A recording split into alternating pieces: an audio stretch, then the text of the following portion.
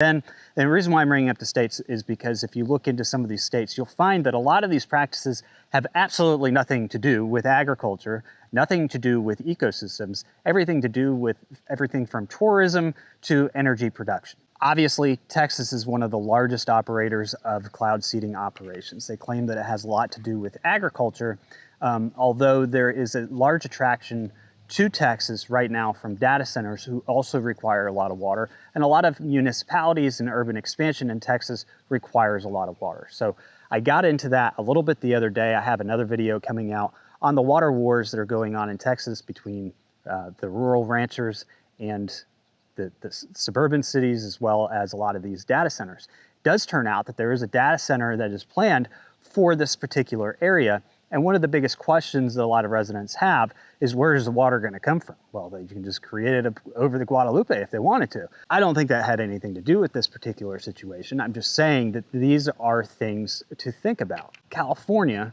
one of the largest operators in California is PG&E. You know, why does PG&E do cloud seeding? It's ineffective, remember? It doesn't do anything. Well, PG&E does it to increase the volume of water going through their power dams to increase the amount of power that they can make. If you look at Idaho Power, that was kind of a big thing last year, Idaho Power.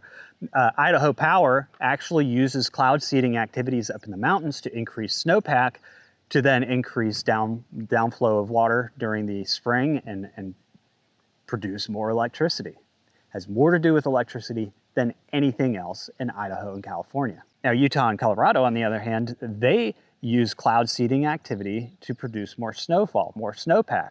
And a lot of the times they do it in areas where you have a lot of ski resorts, and a lot of their programs are supported by the tourist industry.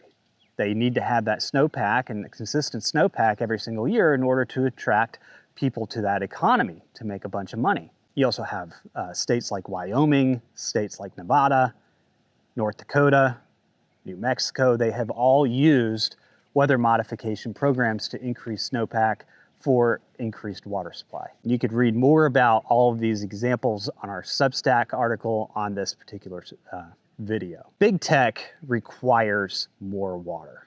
They require it for cooling systems, power generations, stable municipal water supplies. And so what you'll see with a lot of these new data centers and things being planned is that they actually are targeting some of the most arid states like Nevada, Utah, Wyoming, Texas, and California, which ironically all have weather modification programs. With weather modification programs, you can produce more rain. With more rain, you get more water. With more water, you have a more stable supply.